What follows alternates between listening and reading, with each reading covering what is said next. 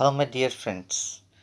हम लोग चलिए पहले डी ब्रोगली का जो अभी तक का कंसेप्ट, हाइजेनबर्ग का अनसर्टेनिटी का कंसेप्ट जो है उसके बारे में हम बात कर चुके हैं, तो थोड़ा उसका एक व्यू ले लें। ठीक है, तो आपकी स्क्रीन के ऊपर देखिए, ये डी ब्रोगली का कंसेप्ट है। ये जो इलेक्ट्रॉन है, according to Bohr, the electron is revolving in a circular path ना। बोहर का जो कंसेप्ट है वो ऐसा ही, ये न्यूक्लियस है, ये देखिए है ही नीचे, ये बोहर का कंसेप्ट है कि इलेक्ट्रॉन ऐसे घूमेगा। ये डी ब्रोगली का कंसेप्ट है कि इलेक्ट्रॉन सर्कुलर पथ में नहीं घूमेगा, इलेक्ट्रॉन ऐसे घूमेगा। वही उनका जो कहने का मतलब है। तो ये चीज़ जो डी ब्रोगली वाली है वो आपके लिए नई है।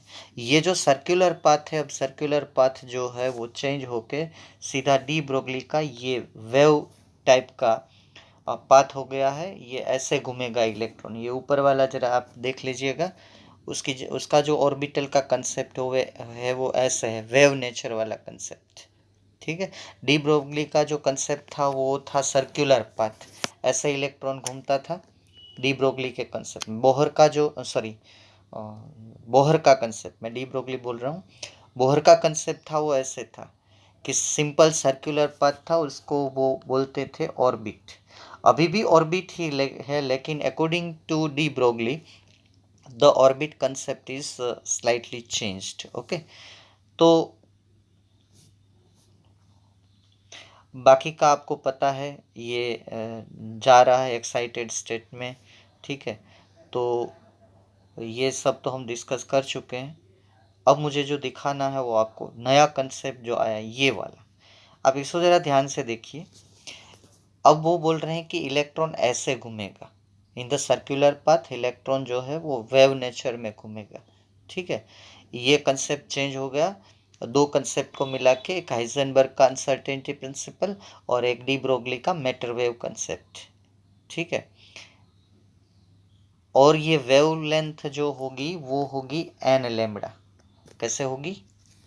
एन लैम्बडा होगी। हाँ, ये फ्रैक्शन होगा नंबर। हाँ, ऐसे बढ़ेगी, अगर बढ़ेगी तो 1, ऐसा कभी नहीं होगा कि ये ओवरलैप हो जाए। ठीक है, इलेक्ट्रॉन जहाँ घूमेगा वहाँ उसका या तो क्रेस्ट मिल जाना चाहिए या तो ट्रॉफ मिल जाना चाहिए। Circumference is equal to n lambda, ऐसा हम बोल सकते हैं ना। ऐसे देखिए, इसको बोलते हैं इन फेज इलेक्ट्रॉन। अगर ऐसा होगा तो ही इलेक्ट्रॉन ऐसे राउंड राउंड घूमेगा, वरना नहीं घूमेगा। ठीक है, this is not possible otherwise. तो इसका क्या मतलब होता है? इसको बोलते हैं इन फेज, मतलब कि ये सही पाथ है। अगर ऐसा पाथ हुआ, देखिए ये अभी अभी अभी बताया ना, वो ऐसा नहीं होगा, ऐसा ओवरलैपिंग नहीं होगा। देखिए, हाँ, ऐसे नहीं होगा। ये आप देख रहे हैं, ये गलत बात है। ऐसे होगा तो यहाँ पे इलेक्ट्रॉन नहीं घूमेगा। ये सही है, ये सही है ना। राउंड राउंड मिलके ये राउंड राउंड राउंड यहाँ मिल जाना चाहिए ऐसे। अगर ऐसा होगा, ये राउंड राउंड राउंड राउंड होके इसके ऊपर ओवरलैप हो जाएगा तो ये आउट ऑफ फेज गिना जाएगा। आउट ऑफ फेज, ऐसे इलेक्ट्रॉन ये वेवलेंथ में नहीं घूमेगा। तो वो थोड़ा मैच करता है डी ब्रोगली का कंसेप्ट और बोहर ने इसको बोला है नॉन परमिएबल एनर्जी लेवल। तो नॉन परमिएबल मतलब कि इसमें जो है लैम्बडा, वो क्रेस्ट या तो उसका ट्रफ सिंपली मिल नहीं जाता। अगर ऐसा ही राउंड बनता है तो ये इसको बोलते हैं इन फेज, मतलब कि यहाँ इलेक्ट्रॉन घूमेगा। ठीक है, ऐसे केस में अगर ऐसा लैम्बडा ओवरलैप हो जाता है, ठीक है, मिल नहीं पाता है, तो वहाँ पे नहीं घूमेगा। ये इसका थोड़ा कंक्लूजन है जो हमारी बुक में नहीं है। ठीक है,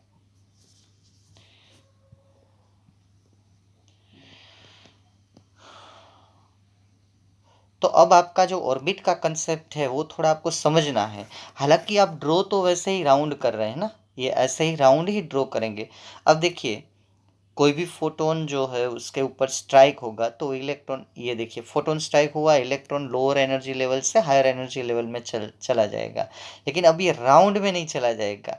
अब इलेक्ट्रॉन का जो पाथ है वो अब डी ब्रोगली के हिसाब से होगा, तो एक एरिया निकलेगा, है ना।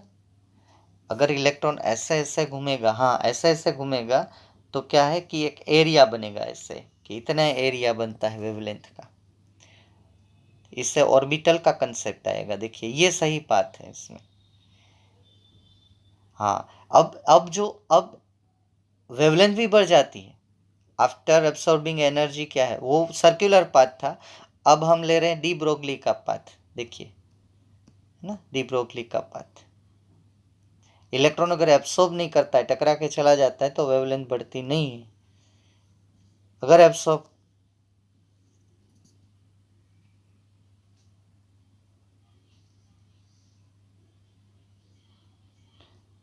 एनर्जी वही वो एब्सॉर्ब करेगा जो उसको एक एनर्जी से दूसरे दूसरे एनर्जी लेवल पे ले जाने में सही हो। अगर उससे कम हुई तो वो एब्सॉर्ब नहीं करेगा, उसको बोलेंगे क्वांटाइज। एक नया वर्ड आ रहा है ना, क्वांटाइज एनर्जी, मतलब कि स्पेसिफिक एनर्जी उसको देनी चाहिए तब होगा।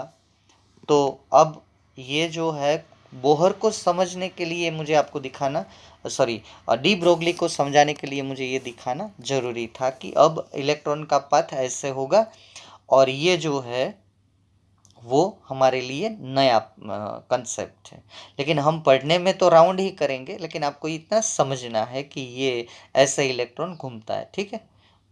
ओके, हम आगे। अब देखिए, इसके हिसाब से ये जो है, ये ऐसा अब ऑर्बिटल कंसेप्ट आएगा। देखिए 3D में अगर आप देखेंगे, तो मेरा कहने का मतलब क्या है कि ये जो आपको ब्लैक दिखाई दे रहा है, वहां पे इलेक्ट्रॉन जा ही नहीं सकता। बाकी ये जो ग्रीन पार्ट, इतना पार्ट दिखाई दे रहा है, ये इतने एरिया में, अब यहाँ पे आप वेव लेंथ ऐसे ऐसे ऐसे ऐसे कर सकता है। तो अब ये 3D कंसेप्ट आ गया। कौन सा कंसेप्ट आ गया? 3D concept. एक बार फिर से देख लीजिए आप, देखिए ये इलेक्ट्रॉन ऐसे घूम रहा था, अब देखिए वेव पार्टिकल में ऐसे। अब इसका एरिया होगा, एक सर्कुलर पाथ नहीं होगा, इसका एरिया होगा कि इस एरिया में इलेक्ट्रॉन घूमेगा। तो 3D पाथ देना पड़ेगा, ताकि वो वेव के नेचर में, जैसे पानी के वेव्स होते हैं, विंड के वेव्स होते हैं, लाइक दैट। ओके, देखिए ये बात है। ये ऐसे, इसमें आप ये कर सकते हो ना, ये ऐसे ऐसे ऐसे ऐसे ऐसे ऐसे जा सकता है, ये बढ़ सकता है, ये 3D। तो ये प्रोबेबिलिटी एरिया हम बोल सकते हैं, प्रोबेबिलिटी एरिया, ठीक है, वहाँ जाना है हमें। ये कंसेप्ट थोड़ा लॉजिकल है, ठीक है, मैथमेटिकली और समझने में भी। तो अभी अभी जो आपने देखा, उसमें एक चीज़ ये है, मैं एक बार फिर से बता दूं कि बोहर का जो कंसेप्ट था वो ऐसे था, न्यूक्लियस में इलेक्ट्रॉन ऐसे घूमता है। अब डी ब्रोगली का कंसेप्ट ऐसा है, इलेक्ट्रॉन जो है वो ऐसे ऐसे घूमता है वेव नेचर में। तो इसमें जो है वो एक एरिया कवर होता है। तो अब एरिया कवर होता है मतलब कि इतने एरिया में इलेक्ट्रॉन आ रहा है, तो इसको बोलते हैं द प्रोबेबल एरिया। ये आपको डायग्राम नहीं ड्रॉ करना है, मैं एक प्रॉब्लम सॉल्व करवाना है, इसलिए आपको समझा रहा हूँ, प्रोबेबल एरिया। लेकिन आज भी जब हम इलेक्ट्रॉन और प्रोटॉन को पढ़ते हैं, तो बोहर का ये सर्कुलर पथ ही ड्रॉ करते हैं, ठीक है। और एक चीज़ आपने ये देखी कि अगर ऐसा पथ होगा इलेक्ट्रॉन का, ठीक है, जो ये ओवरलैप होगा, तो ऐसा नहीं होगा। ये राउंड कंप्लीट हो जाना चाहिए, या तो क्रेस्ट पे या तो ट्रॉफ मिल के। तो मुझे प्रूव क्या करना है इसमें? प्रूव ये करना है कि इसकी जो सरकमफरेंस होगी हमारा, आप टेक्स्ट बुक में देखिए, एक्सरसाइज में 32 नंबर का ये कुछ, इसीलिए मैंने आपको ये वीडियो दिखाया है, वो सोल्व करना है। मुझे प्रूव करना है इसमें कि इसकी जो सरकमफरेंस होगी 2πr is equal to n multiplied by h upon mv। ये प्रूव करना है इसकी ये जो सर्कुलर पाथ है, सर्कुलर आपको सर्कल को पता है, उसकी सरकमफ्रेंस होती है 2πr। इसकी वैल्यू मुझे निकालनी है n time, n is the integer 1 2 3 like that, और h upon mv is the de Broglie's matter wave equation. Is it clear? तो अब क्वेश्चन पढ़िए वो 32 नंबर का। चलिए मैं आपको दिखाता हूँ वो क्वेश्चन।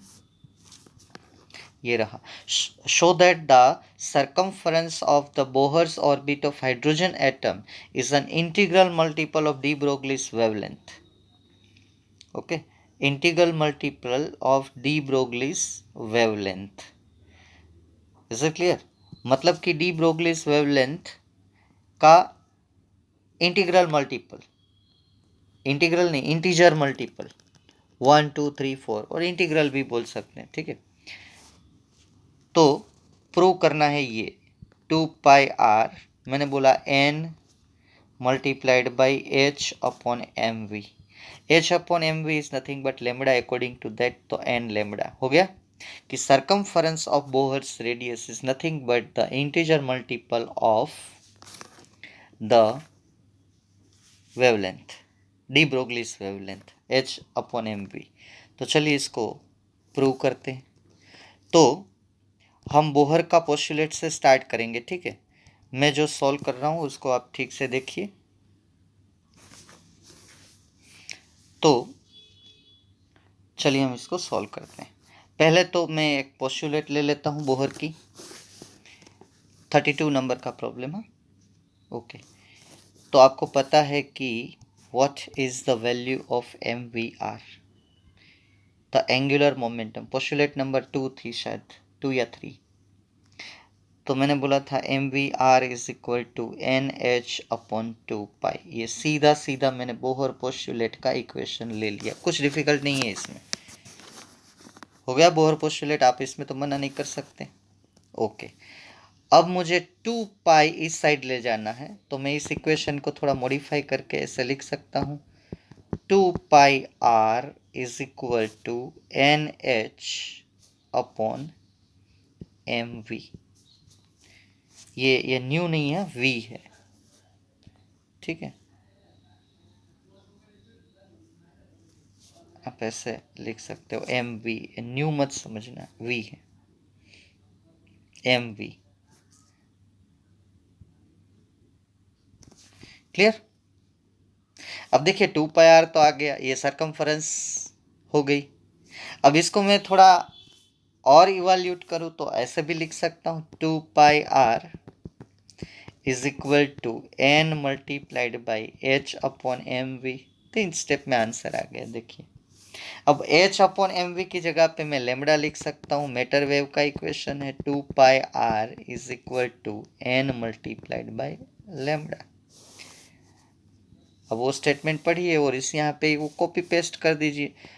ये मैंने लेमडा क्यों लिखा, क्योंकि मुझे पता है कि डी ब्रोगली मैटर वेव का इक्वेशन है lambda is equal to h upon MV। इसमें तो आपको कोई शक नहीं हो सकता।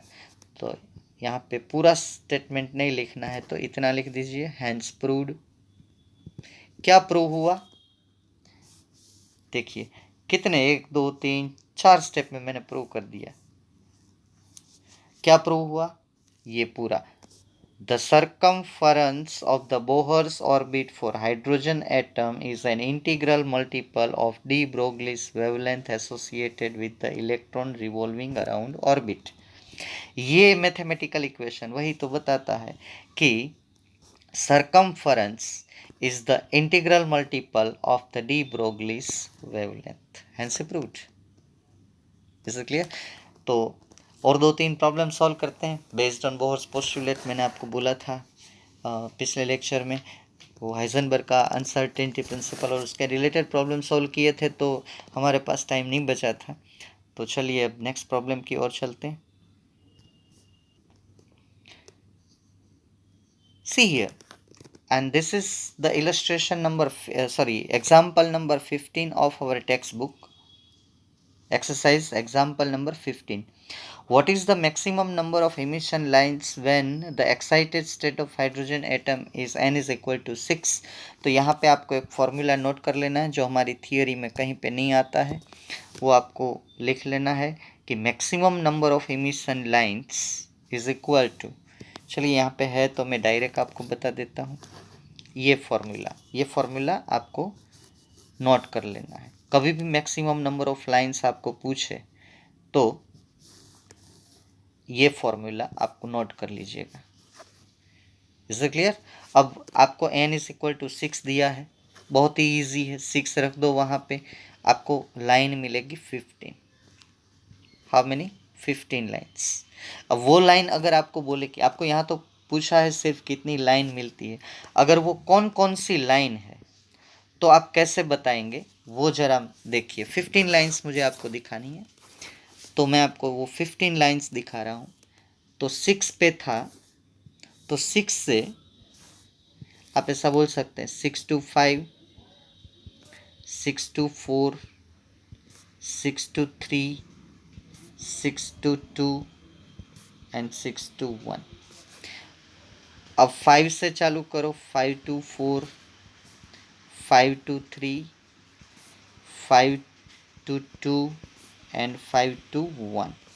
अब चालू करो 4 से, 4 to 3, 4 to, आपको आइडिया आ जाएगा, 4 to 2, 4 to 1।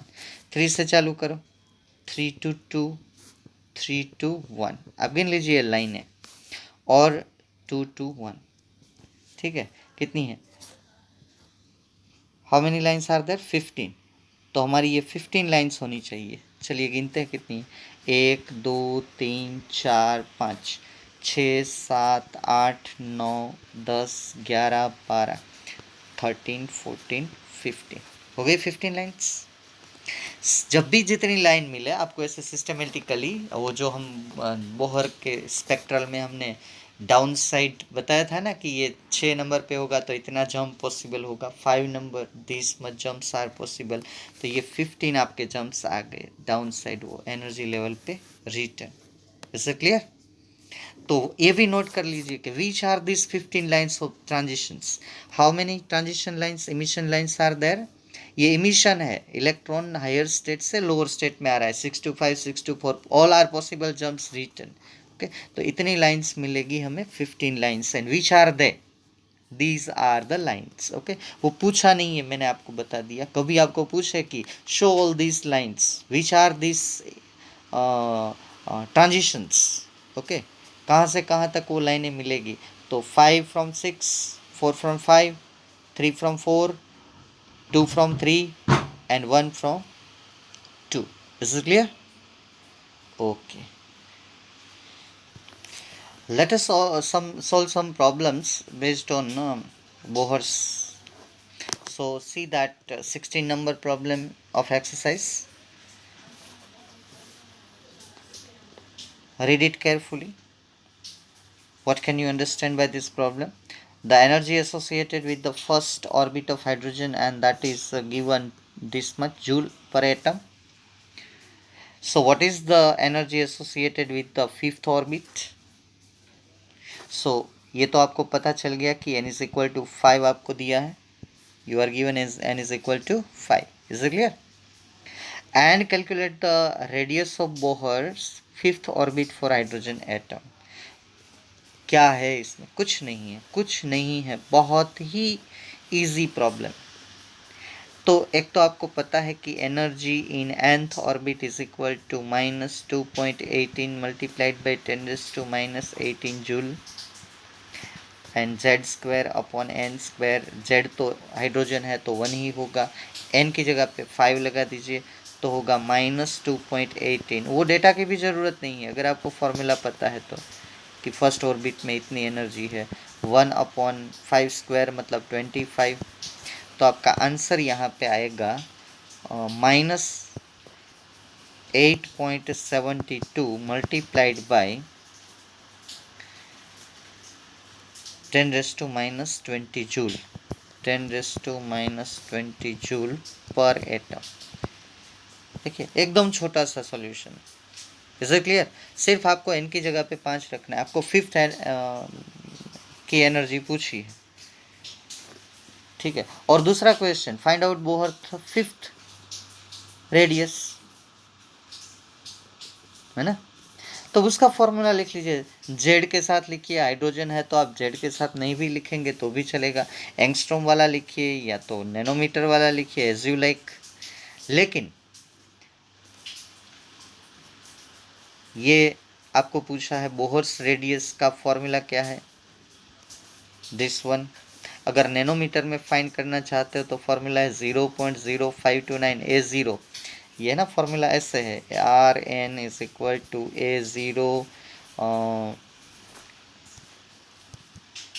A0 की वैल्यू 3 है, अलग अलग यूनिट है।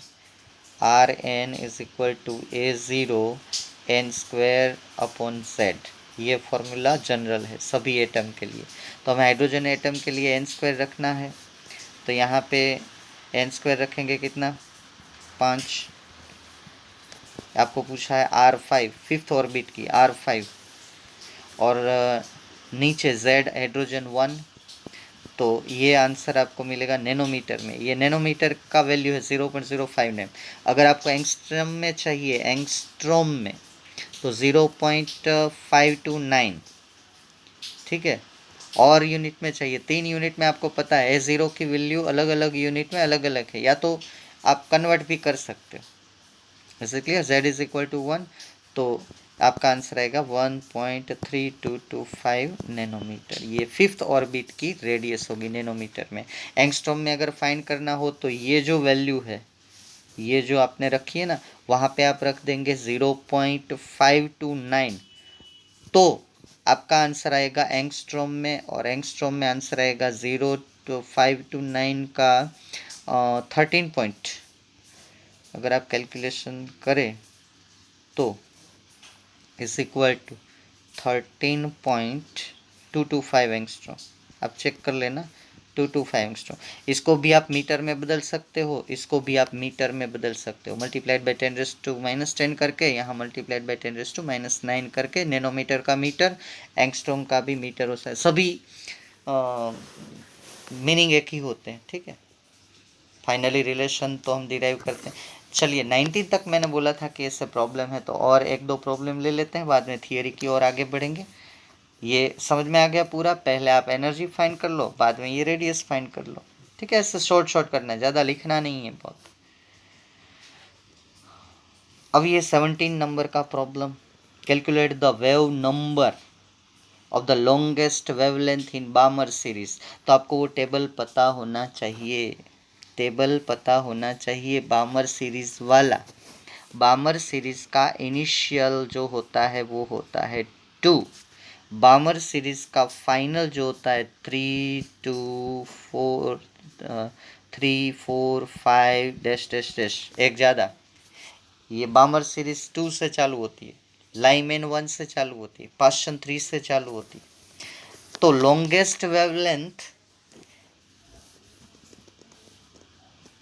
आप एक नोट कर लेना, लिस्ट ट्रांजिशन,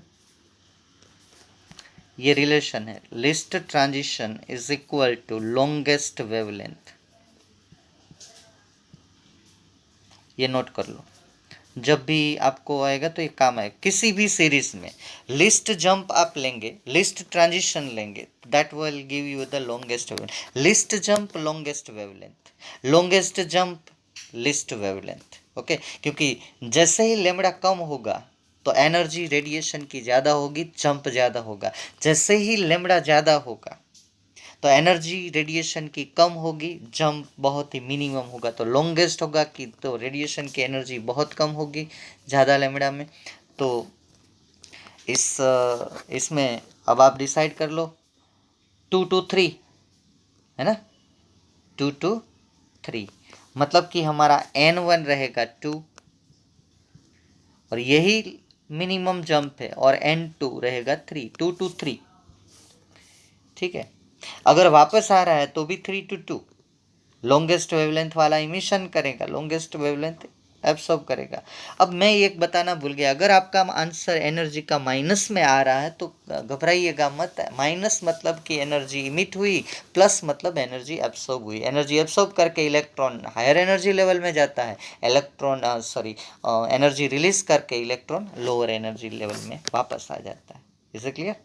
अब जो मैंने इतना दिखा दिया है, तो अब आपको ये फॉर्मूला यूज़ कर लेना है। ये फॉर्मूला आपके लिए नया नहीं है, मैंने बोला है बार बार, जितने फॉर्मूला आपको इजीली आ जाएंगे। ये वेव नंबर का फॉर्मूला है, बामर ने ही दिया है, ठीक है। अब वैल्यू रख दो n1 n2 की, और फाइनली इसको सिंप्लीफाई करके ये 36 LCM आएगा, तो 9 - 4 5/36, एंड फाइनल आपका आंसर आएगा ये मीटर इनवर्स। वेव नंबर आपको फाइंड करने के लिए बोला है, तो ये आपका आंसर आएगा, चेक कर लीजिएगा। बहुत ही इजी है, मैंने जो समझाना था ये बाजू में लिख के समझा दिया कि जब भी लॉन्गेस्ट वेवलेंथ हो तो शॉर्टेस्ट जंप लेना है, और शॉर्टेस्ट वेवलेंथ अगर आपको इसमें पूछा होता तो आप लॉन्गेस्ट जंप लेते, ठीक है। अब चलिए कुछ कंसेप्ट का डिस्कशन कर लेते हैं। कुछ प्रॉब्लम है हर एक लेक्चर में सॉल्व करेंगे, क्योंकि बहुत लंबी एक्सरसाइज है, मैं बार बार आपको बताता रहता हूँ। Is it clear? अब मेरे प्यारे बच्चों, on the basis of both theories, अब एक नया फिजिक्स बोर्न हुआ जिसको हम बोलेंगे क्वांटम फिजिक्स, जिसमें क्लासिकल फिजिक्स बिल्कुल काम नहीं आता है। और ये क्वांटम फिजिक्स समझने में भी बहुत ही दिमाग और मैथमेटिक्स स्ट्रॉन्ग चाहिए। हालांकि हमारा सब्जेक्ट केमिस्ट्री है, इसलिए हमें ज़्यादा ज़रूरत नहीं पड़ती है ये क्वांटम फिजिक्स की। मुझे तो सीधा ऑर्बिट और ऑर्बिटल के कंसेप्ट में जाना है। ये वेव इलेक्ट्रॉन जो है एरिया में घूमता है, सर्कुलर में नहीं घूमता है, तो प्रोबेबिलिटी फंक्शन को इंट्रोड्यूस करना है मुझे। तो ये पूरा डिटेल में मैथमेटिक्स, कैलकुलस, इंटीग्रेशन, प्रोबेबिलिटी, ये काफ़ी चैप्टर मिला के श्रोडिंगर ने बहुत मेहनत करके एक इक्वेशन दिया, वो सीधा हमें डायरेक्ट एक्सेप्ट करना है, क्योंकि उसको मैथमेटिकली हमें डिराइव नहीं करना है, और हम कर भी नहीं सकते उसको। तो क्वेश्चन है आपका, write Schrodinger's wave equation and explain each and every term involve in it. तो कुछ इंट्रोडक्टरी पॉइंट है वो आप पहले लिख लीजिए। ये ऐसे वो लेटर ऑन हाइजेनबर्ग का जो अनसर्टेनिटी प्रिंसिपल है उसको डेवलप किया गया, and that is developed into quantum mechanics, और क्वांटम उसको बोलते हैं वेव मैकेनिक्स, ठीक है। और वेव मैकेनिक्स जो है वो can not be explain by classical physics, but can be explain by quantum physics. Advance physics से समझाया जाता है, हमें समझने की बिल्कुल ज़रूरत यहाँ पे नहीं है। और Irwin Schrodinger gave wave equation. अब थोड़ा क्वेश्चन ऊपर लिखना था, क्वेश्चन में भूल गया था, तो क्वेश्चन पहले लिख लेना, इसीलिए ये तो अब हम लिखेंगे वेव इक्वेशन। तो लिखिए मेरे साथ आप वेव इक्वेशन। चलिए,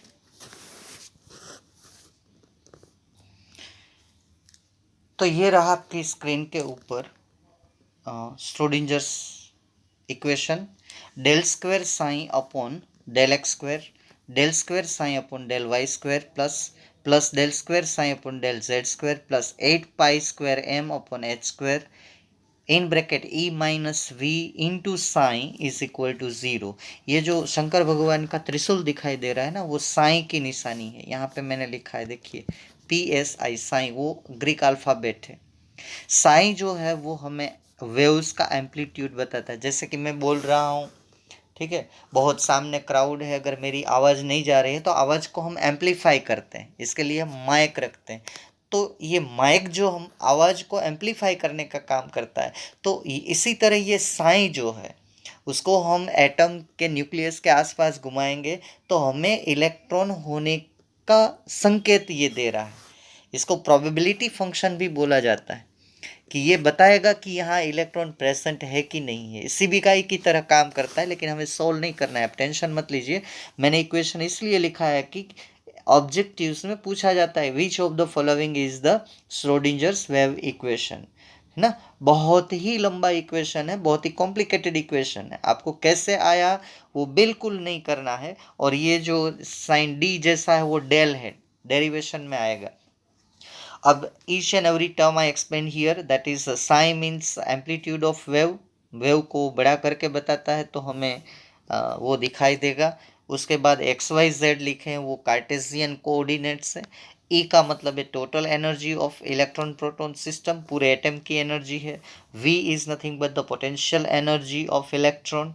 मास m is equal to mass of electron, h Planck's constant, और ये जो है ना del square psi d x square, नीचे डी नहीं है डेल ही है, मैंने डी लिखा है सभी जगह पे।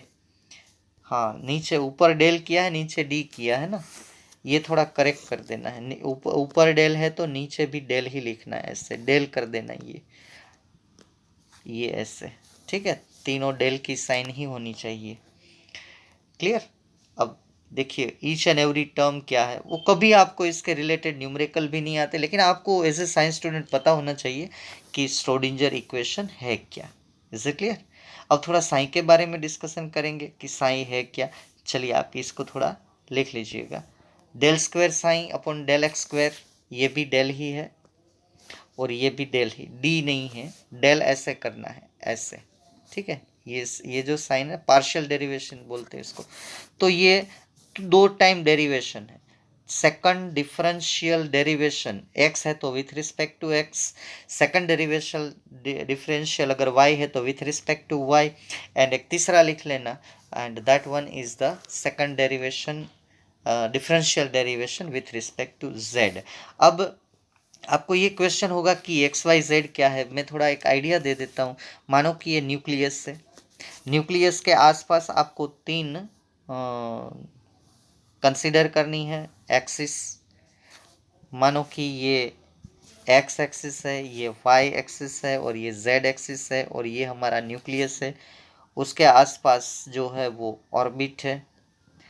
अब ये जो है हमारी रेडियस है आर, ये दूसरे के लिए आर है ना, n इज इक्वल टू 1 2।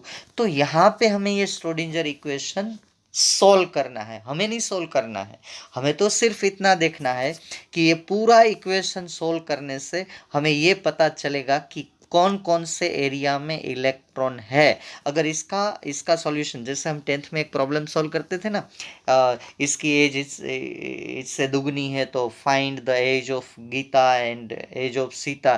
तो जब नेगेटिव आंसर आता था तो हम बोलते थे कि age never be negative, then that one is neglected.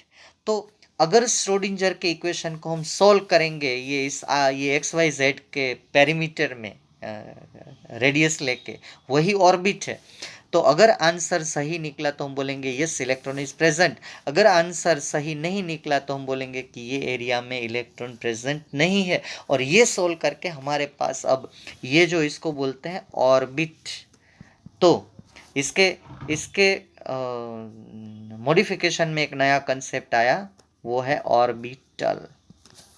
इसको शेल भी बोला जाता है। तो हम ऑर्बिटल जो है वो हमारे लिए इंपॉर्टेंट कंसेप्ट है। अगर आपको श्रोडिंजर समझ में नहीं आता तो मुझे कोई दिक्कत नहीं, ठीक है, सिर्फ इक्वेशन आपको पता होना चाहिए। Is it clear. ओके, ये लिखना नहीं है, ये मैंने समझाया कि श्रोडिंजर इक्वेशन कैसे अप्लाई करते हैं। Is it clear. ओके, और यही श्रोडिंजर इक्वेशन को शॉर्ट में लिखा जाता है, ये बहुत लंबा है ना, तो एक नई मेथड है कि short form of the Schrodinger equation is written like this, and that one is H, इसके ऊपर ऐसे साइन की जाती है, ये ऑपरेटर की साइन है, ऑपरेटर की साइन ना, इंजीनियर को जैसे टोपी पहनाते हैं ना हम लोग, डॉक्टर स्टेथोस्कोप डालते हैं, ऐसे ऑपरेटर को ई साइन। ये श्रोडिंजर इक्वेशन का शॉर्ट फॉर्म है, लिख लीजिए H psi is equal to E sign.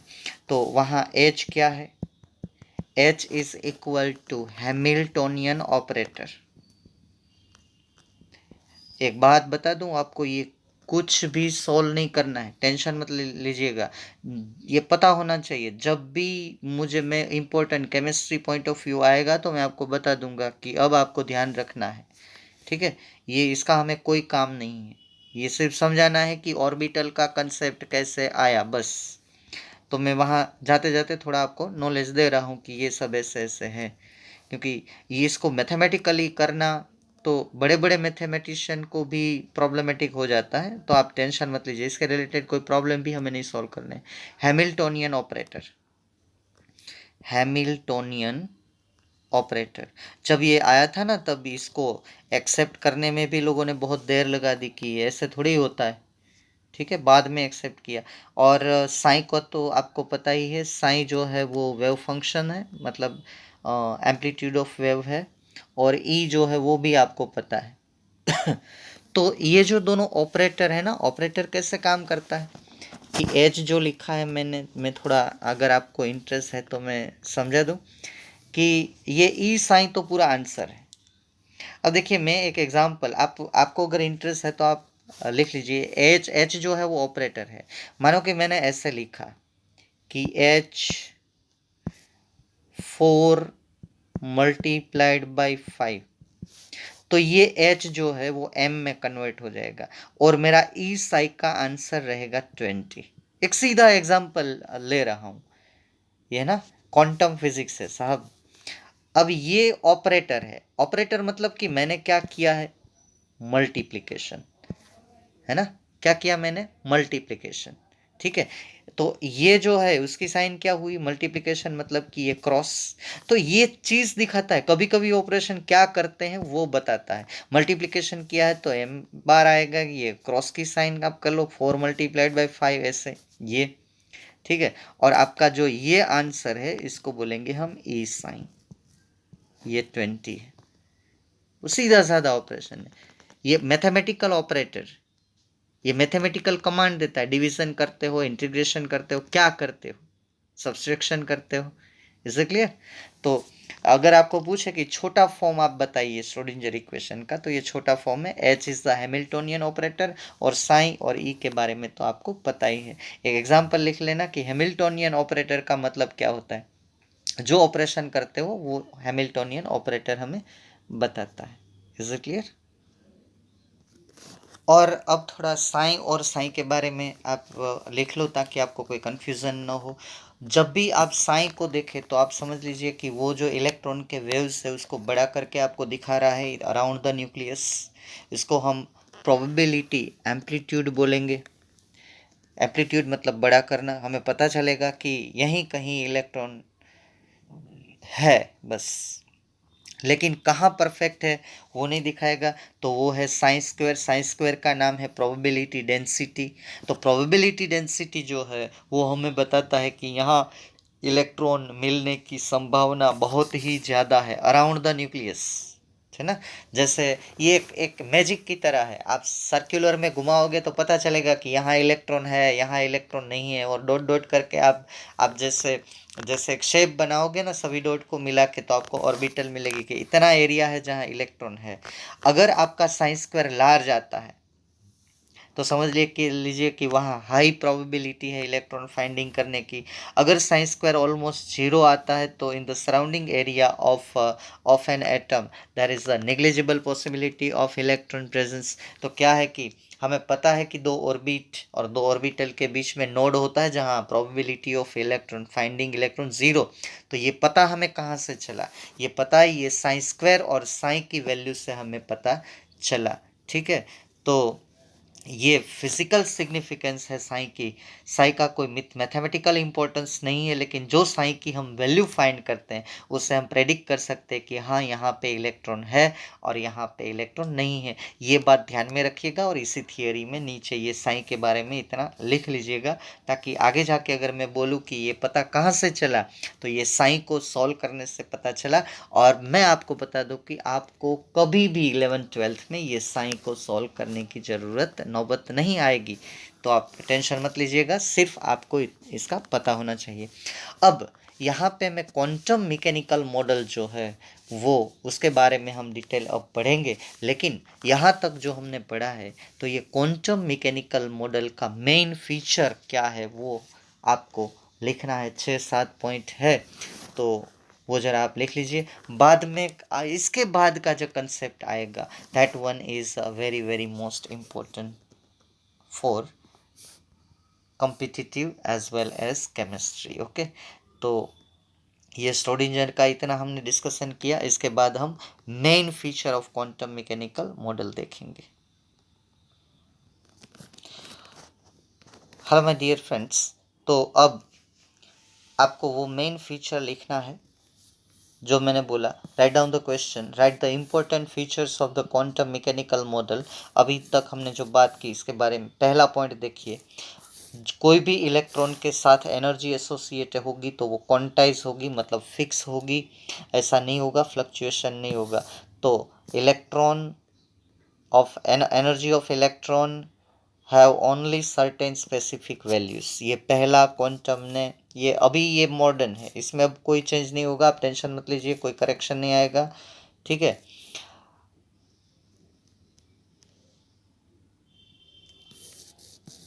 Second, the existence of quantized electronic energy, ये कहाँ से पता चला?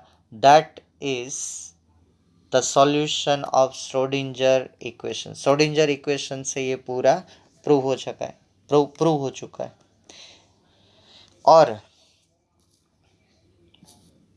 and that quantized energy is the direct result of the wave like properties of electron। और electron की वेव प्रॉपर्टी को भी अब सपोर्ट मिल गया है, ठीक है। तो अब बोहर का भी कोई आर्ग्यूमेंट करने का चांस नहीं रहा। ये क्वांटम मैकेनिकल मॉडल का दूसरा पॉइंट है, जिसमें आप सिंप्लीफाई करके लिख सकते हो कि इन quantum mechanical model the wave nature of electron is accepted, ये आप लिख सकते हो। तीसरा पढ़िए,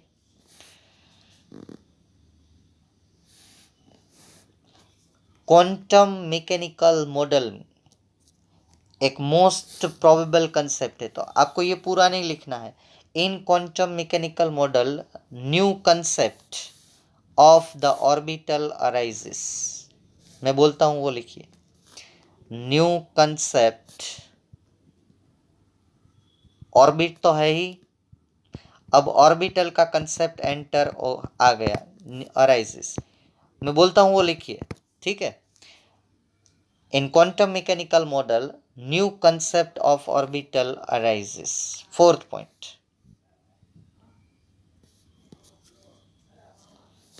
अब एटॉमिक ऑर्बिटल जो है, तो atomic orbital describe with the help of wave function.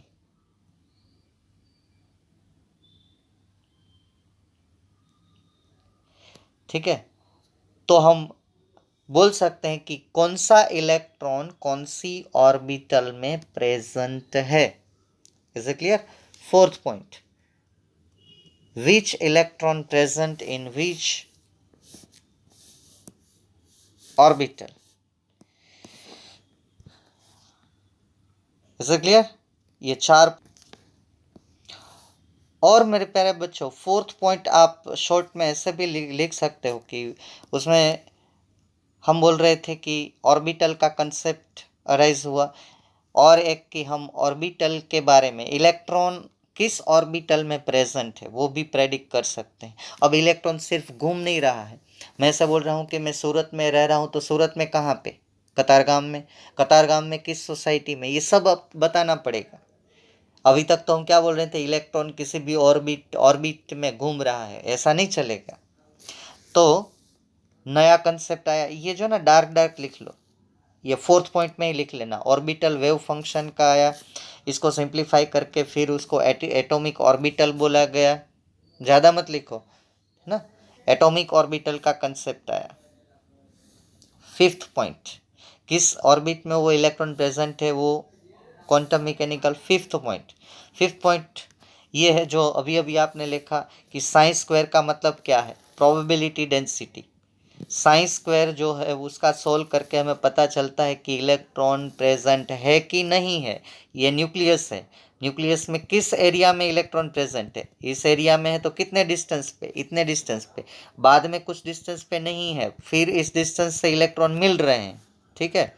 तो ये जो चीज़ें हैं वो हमें, तो सिर्फ इतना लिखना है कि क्वांटम मैकेनिकल मॉडल में एक नया हथियार हमारे सामने आया, जिसको हम बोलेंगे psi square, and that one is the probability density, वो हम लिख चुके हैं। Last point, that one is, नहीं, second last point,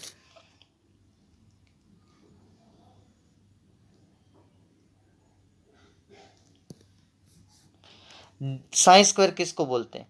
the probability of finding electron in a region having volume dv, ठीक है, वो एक्स वाई जेड के तो 6 में आप बोलिए कि ये जो प्रोबेबिलिटी फंक्शन है वो एक एटम का वॉल्यूम मतलब कि उसका एक रेंज डिसाइड करके बोला जाता है। ये समझ में नहीं आया तो कोई कोई प्रॉब्लम नहीं है, ठीक है। ये देखिए ये एटम है, मैंने पहले भी बोल दिया आपको, इज इट क्लियर। उसका एक रीजन ले लो, उसमें एक्स वाई और जेड ऐसे करके इतने रीजन में साइंस स्क्वायर सोल्व किया जाता है। और इतना रीजन जो है उसको बोलते हैं हम atomic volume, small small volume लेके हम ये सोल्व करते हैं। तो क्या लिखा है, the probability of finding of an electron in a region having volume dv, derivation करेंगे वॉल्यूम का, and that is obtain as a साइंस स्क्वायर। बस इतना ही लिखना है। साइंस स्क्वायर जो मिलता है वो एक एटम का छोटा सा वॉल्यूम, उसमें ही हम ये साइंस स्क्वायर सोल्व करते हैं, बाद में थोड़ा थोड़ा वॉल्यूम बढ़ाते हैं।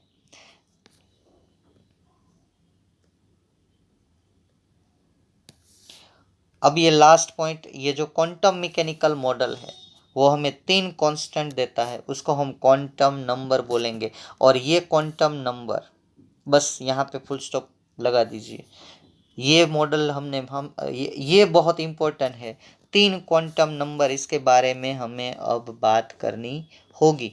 ये मोस्ट इम्पोर्टेंट है, 3 quantum number atomic structure study करने के लिए। तो ये 7 पॉइंट है, मैंने सिंपल सिंपल स्टेटमेंट बोले हैं, थोड़े स्टेटमेंट डिफिकल्ट है लेकिन आप स्टेटमेंट इजी कन्वर्ट करते जाइए। ये एक तो क्वांटाइज एनर्जी, दूसरा ऑर्बिटल के बारे में पता चला, तीसरा किस ऑर्बिटल में इलेक्ट्रॉन है उसके बारे में पता चला, फिर साइंस स्क्वायर के बारे में पता चला, प्रोबेबिलिटी डेंसिटी, वो साइंस स्क्वायर एटम का छोटा छोटा वॉल्यूम लेके हम सॉल्व करते हैं। और सब कुछ सॉल्व करने के बाद हमारे पास 3 क्वांटम नंबर आ रहे हैं। ये 7वां पॉइंट जो है वो हमें आगे स्टडी करने के लिए मोस्ट इम्पोर्टेंट है। तो ये इम्पोर्टेंट फीचर है क्वांटम मैकेनिकल मॉडल के, आप लिख लीजिएगा। ओके, अब बाकी का हम नेक्स्ट लेक्चर में डिस्कस करेंगे। Thank you friends, thank you very much.